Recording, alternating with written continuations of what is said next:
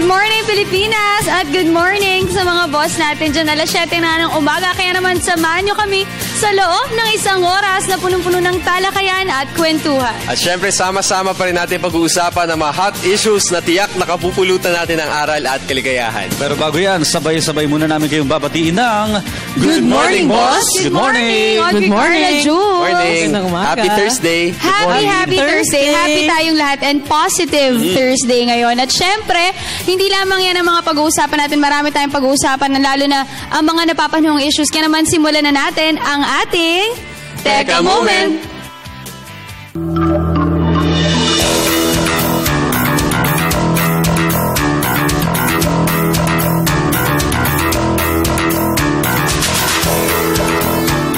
Alright, para sa ating unang Teka Moment, kung maatatandaan natin, meron na aksidente sa Tacloban kung saan habang ginagawa ni Apo Francis ang kanyang misa, kung saan ito po ay si Cristel.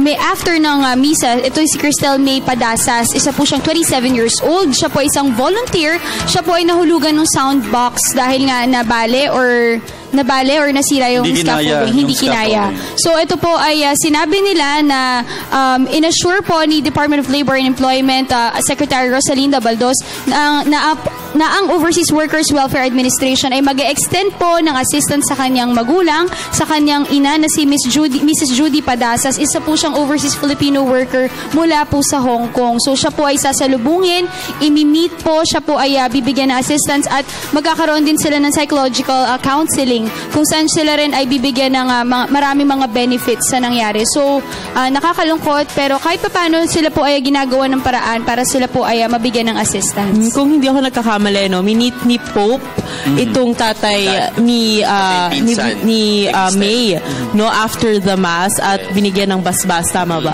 Yes. But ito po sa Nansatsur. Ilalaban din nila kung sino yung responsible doon. Yung may kasalanan. Ilalaban pa rin nila. So yung mom ni Cristel, mabibigyan siya ng mga benefits kung magsistay siya sa Philippines ng job referrals. It's either local or international employment. Magkakaroon din siya ng business opportunities, financial literacy training, at kung gusto niya mag-business, pwede siya mag-loan ng up to 2 million pesos. Ito ay mula sa 2 billion loan facility ng Overseas Workers Welfare Administration. Pwede rin siya mag-avail ng Balik Pinas at Balik Hanap Buhay program ng DOLE at ng OWA. Oo, at kung naaalala natin, no, binigyan natin ng dasal itong si May noong sa UST ang Santo Papa, di ba? Yes, nag-offer ng with the youth. Yes, that's right. Oo. And of course, syempre nakikiramay tayo sa pamilya ni May Padasas na again namatay noong pagbisita ng Santo Papa sa Tacloban. At syempre, bukod dyan, tayo ay nakikidalamhati sa kanyang pamilya. Yes. Syempre, bukod dyan, Audrey, ikaw rin ay nanood kagabi ng basketball. So, gusto ko munang i-congratulate yung mga fans ng San Miguel. Congratulations, lalo na kay Nico, nanalo yan. Medyo malaki-laki. Pinapaalam ko na sa inyo. Yung mga taga-Alaska. So, talagang naging maganda ang laban kagabi. Naging maganda yung laban. Game 7. 2 points lang ang lamang. So, nag-champion nga ang San Miguel. Close fight. Nung una hindi. Nakahabol yung Alaska hanggang lumamang pa ng 5. Tapos nahabol ulit ng San Miguel. So, para sa mga fanatic po dyan ng basketball, congratulations sa lahat po ng fans ng San Miguel. Nila makakabalik na yung Alaska. Kaya kasi laging sa series, laging humahabol no? Yes. Pero kay Nino, anong apelido ni Nino? Nino Pangilinan. Si Nino Pangilinan, better luck next time. Ay, sa panahon na to, panalo Kasama kami. tayo mga Alaskaan sa mga ganyan.